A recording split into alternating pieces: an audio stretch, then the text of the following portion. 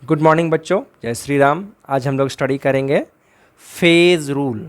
ठीक है, phase rule का लेक्चर 2 है। लेक्चर 2 में फर्स्ट हम लोग डिस्कस करेंगे व्हाट इज फेज़।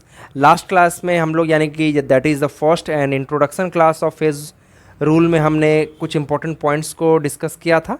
आज हम जो हमारा फेज़ रूल है that is F is equal to C minus P plus 2।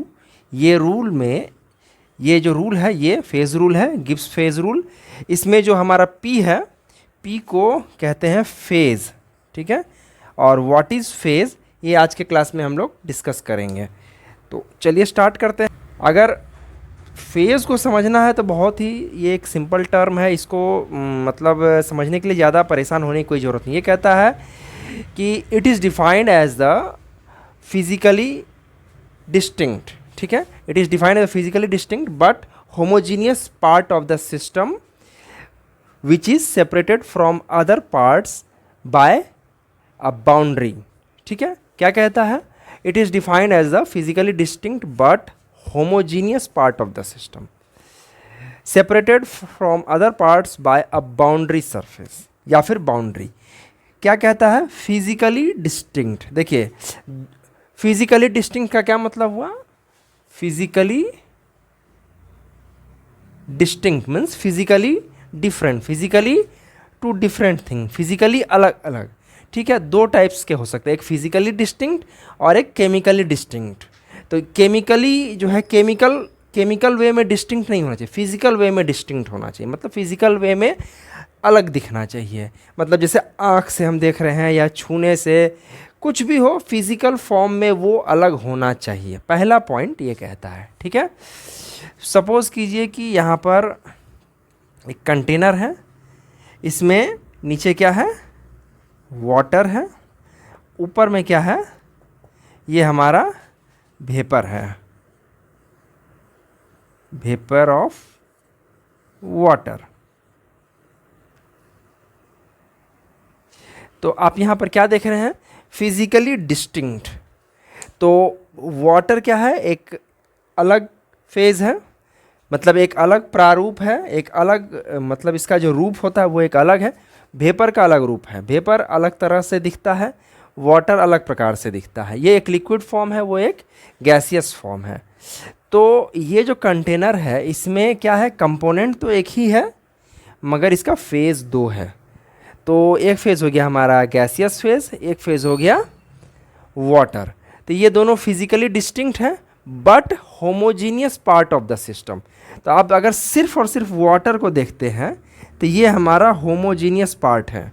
Means एक वाटर ये है मॉलिक्यूल और एक वाटर मॉलिक्यूल मान लीजिए कि ये है, तो ये दोनों वाटर मॉलिक्यूल के बीच में कोई डिफरेंस तो नहीं है जब ये लिक्विड फॉर्म में है। ठीक है, तो ये पूरा का पूरा जो सिस्टम है नीचे वाला हमारा, ये एक अलग पार्ट है, ये एक अलग होमोजीनियस पार्ट है, एक सिंगल पार्ट है। ऊपर का जो वेपर है वो एक अलग होमोजीनियस पार्ट है। ठीक है, तो one part homogeneous part is separated from the other homogeneous part from a boundary surface. तो दोनों के बीच में एक बाउंड्री ये हो गया, मतलब कि एक लिक्विड का बाउंड्री है, एक वेपर का बाउंड्री है, दोनों के बीच में डिफरेंस रहेगा। इसी को हम लोग फेज़ बोलते हैं। इसका एक और एग्जांपल लेते हैं, जैसे कैल्शियम कार्बोनेट। ठीक है, कैल्शियम कार्बोनेट को जब हम लोग हीट करते हैं तो ये कन्वर्ट होता है कैल्शियम ऑक्साइड, ये भी एक सॉलिड है, प्लस कार्बन डाइऑक्साइड। तो कार्बन डाइऑक्साइड क्या है? हमारा गैस है। आप बताइए यहाँ पर कितने फेज़ हैं? सिंपली अगर देखा जाए तो आप बोलेंगे सर देखिए एक फेज़ सॉलिड है, ये भी सॉलिड है, ये दोनों एक फेज़ हो गया, और ये गैस है ये एक फेज़ हो गया।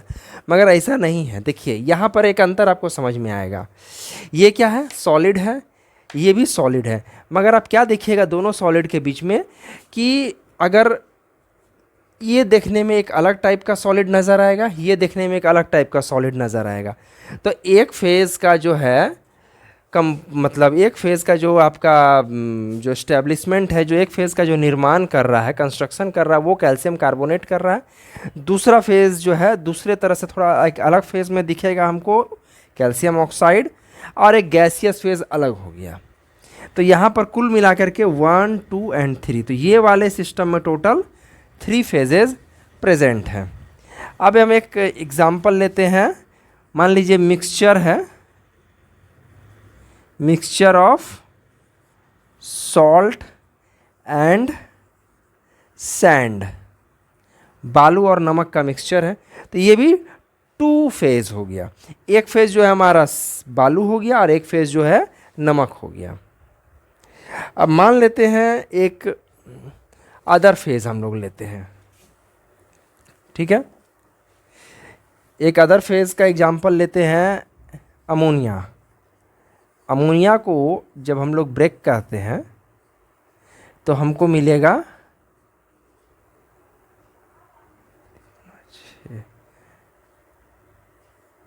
2H2 plus N2, 3H2 plus N2 मिलेगा। तो आप यहाँ पर क्या देख रहे हैं, अमोनिया भी जो है एक गैस है, हाइड्रोजन भी एक गैस है, नाइट्रोजन भी एक गैस है।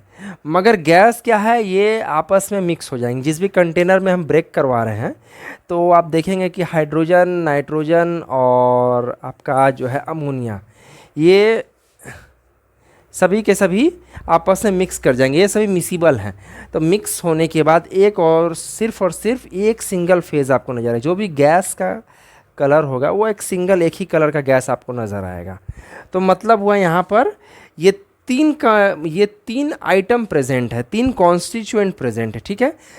कंपोनेंट नहीं कह सकते, 3 कॉन्स्टिट्यूएंट कह सकते। कंपोनेंट और कॉन्स्टिट्यूएंट 2 अलग अलग चीज़ है। वो मैं नेक्स्ट वीडियो में जब व्हाट इज़ कंपोनेंट पढ़ाऊंगा तब मैं आपको बताऊंगा। अभी फ़िलहाल फेज़ पर फोकस कीजिए। तो फेज़ में आप देख सकते हैं कि ये वाला जो तीनों गैस है ये मिक्स होकर के एक single colour of gas, mixture of gas का निर्माण करेगा। तो ये क्या बन जाएगा आपका, ये यहाँ पर सिंगल फेज़ सिस्टम बनेगा। यहाँ पर एक ही फेज़ कहलाएगा, ओनली 1 फेज़। नेक्स्ट एग्जाम्पल हम लोग देखते हैं, that is solid and liquid mixture का। इसमें भी 2 टाइप के एग्जाम्पल हो सकते हैं। एक हम लोग लेते हैं शुगर प्लस वाटर का, ठीक है। तो आप जानते हैं शुगर एंड वाटर जो है डिसॉल्व हो सकता है। तो यहाँ पर भी 2 फेज़ बनेगा, 2 टाइप का। एक हो गया जब हमारा सॉल्यूशन अनसैचुरेटेड है, मीन्स वाटर में कम अमाउंट ऑफ शुगर प्रेजेंट है। तो क्या होगा कि शुगर कंप्लीटली डिसॉल्व कर जाएगा और हमको सिर्फ और सिर्फ एक ही सॉल्यूशन नज़र आएगा, जो शरबत है हमारा चीनी और पानी का, सिर्फ और सिर्फ वही नज़र आएगा। तो वो क्या हो जाएगा, 1 फेज़ ऑफ द सिस्टम हमारा कहलाएगा। मगर जब सॉल्यूशन हमारा सैचुरेटेड, काफ़ी ज़्यादा आप इसमें क्या करेंगे कि शुगर को डिसॉल्व करा देंगे, तब उस कंडीशन में क्या होगा कि एक्स्ट्रा शुगर जो होगा वो बॉटम में हमारा बैठ जाएगा। तो एक फेज़ आपको दिखेगा यहाँ पर सॉलिड शुगर का, और एक जो है आपका शुगर इस वाटर में प्रेजेंट है। तो एक हमारा सॉल्यूशन हो गया, एक फेज़, और एक फिजिकली डिस्टिंक्ट फेज़ जो है आपको यहाँ पर जो नीचे में जो सैचुरेटेड एक्स्ट्रा शुगर दिख रहा है वो हो गया। तो आप यहाँ पर कह सकते हैं कि ये उस कंडीशन में 2 फेज़ सिस्टम ये कहलाएगा। पहले अनसैचुरेटेड है तो 1 फेज़ हो गया। अगर सैचुरेटेड होने के बाद अगर एक्स्ट्रा शुगर आप देख रहे बैठा हुआ है तो वो 2 फेज़ हो गया। एक आप ले सकते हैं सॉलिड एंड वेपर का example. For example iodine solid जो है आयोडीन वेपर के साथ इक्विलिब्रियम में स्टैब्लिश्ड है। तो एक कंटेनर में आप क्या देखेंगे कि आयोडीन गैस आप देखेंगे प्रेजेंट है, और आप एक देखेंगे सॉलिड आयोडीन जो कि उस कंटेनर के बॉटम में प्रेजेंट है। तो एक ये हमारा फेज़ हो गया, एक फेज़ ये हो गया। तो ये टोटल क्या हो गया हमारा, 2 फेज़ सिस्टम हो गया। अब इसी तरह हम लोग लिक्विड में भी ले सकते हैं एग्जांपल, ऑयल एंड वाटर का एक कंटेनर ले सकते हैं, ठीक है। कंटेनर है जिसमें ऑयल है एक एंड वाटर है, दोनों को मिक्स करके बढ़िया से सेकिंग कर दिए, जब हिला दिए बढ़िया से, तो जब इस डब्बे को बढ़िया से हिलाते हैं तो ये दोनों मिक्स हो जाएगा। मिक्स होने के बाद जो है आप कुछ देर के लिए छोड़ दीजिएगा, तो आप देखिएगा कि जो तेल है हमारा ऊपर तैर रहा है और पानी नीचे में बैठ गया है। तो ये टोटल हमारे जो है यहाँ पर 2 फेज़ एकदम क्लियरली डिस्टिंक्ट जो है यहाँ पर हमको नज़र आएगा। तो ये हो गया हमारा 2 फेज़ सिस्टम। मगर अगर 2 लिक्विड सिस्टम में अगर हम ले लेते हैं एल्कोहल प्लस वाटर, तो दोनों मिसिबल सॉल्वेंट है, दोनों मिसिबल लिक्विड है, और ये दोनों जब मिक्स होगा तो सिंगल कलर जो है एक लिक्विड का निर्माण करेगा। तो that's why alcohol and water system जो हो जाएगा हमारा सिंगल फेज सिस्टम हो जाएगा। अब हम एक 3 फेज सिस्टम का एक एग्जांपल लेते हैं जिसमें कि एक ही कंपोनेंट प्रेजेंट रहेगा या फिर एक ही कॉन्स्टिट्यूएंट प्रेजेंट रहेगा। एक कंटेनर लेते हैं, मान लीजिए कि इसमें एक आइस क्यूब भी प्रेजेंट है, ये हमारा आइस क्यूब है, ठीक है। इसके साथ जो है यहाँ पर वाटर है, ये वाटर हो गया हमारा, एंड वाटर वेपर भी प्रेजेंट है। तो यहाँ पर टोटल हमको physically distinct and homogeneous different part जो है 3 टाइप्स के नज़र आ रहे हैं। आप देख सकते हैं first one is ice cube हो गया, second one is vapour and third one is the liquid. तो ये सिस्टम हमारा 3 फेज सिस्टम हो गया। टोटल यहाँ पर कितने फेज हैं? 3 फेज हैं। इसी तरह से आप और भी बहुत सारे एग्जाम्पल हैं जो बुक्स में आप देखेंगे तो आपको मिल जाएगा। एक हम लोग लेते हैं सॉलिड सॉल्यूशन का एग्जाम्पल। मान लीजिए अल्मुनियम प्लस निकल का एलॉय लेते हैं हम लोग, ठीक है। अल्मुनियम एंड निकल का एलॉय अगर लेते हैं तो ये दोनों जब गर्म करके हीट करते हैं और पिघला करके जब इसका एलॉय बनाएंगे तो आप देखेंगे सिंगल कलर्ड सिंगल मास सॉल्यूशन हमको मिलेगा, सॉलिड सॉल्यूशन। तो हमको क्या है कि सिर्फ और सिर्फ एक फेज़ देखने को नज़र आएगा। उसी तरह ब्रॉन्ज भी आप देख सकते हैं, ब्रॉन्ज भी मिक्सचर है 2-3 मेटल का, वहाँ भी आपको सिंगल कलर का मेटल नज़र आता है, वो भी 1 फेज़ हो गया। निकल एंड एल्युमिनियम एलॉय जो है ये भी 1 फेज सिस्टम हो गया।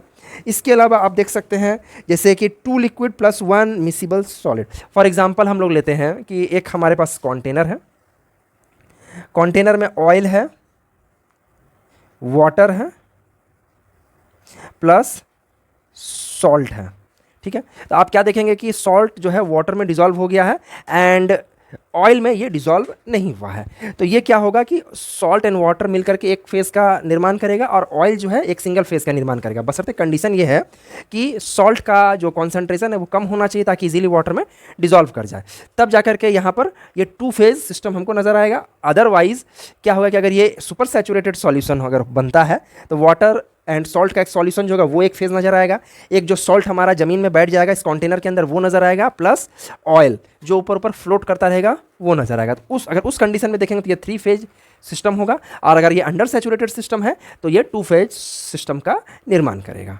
तो इस तरह जो है हमारा जो गिब्स फेज रूल है F = C - P+2 ये वाले फॉर्मूले के अकॉर्डिंगली हमने आज आपको फेज को पढ़ाया। What is phase. Next class हम लोग डिस्कस करेंगे component and then after discuss करेंगे degree of freedom that is F, ठीक है। उसके बाद जो है हम लोग 1 कंपोनेंट सिस्टम और उसका जो डायग्राम होता है, जो हमारा फेज डायग्राम है, डायरेक्टली हम लोग उसके ऊपर जाएंगे। तो आज के वीडियो में बस हम लोग यहीं तक डिस्कस करेंगे।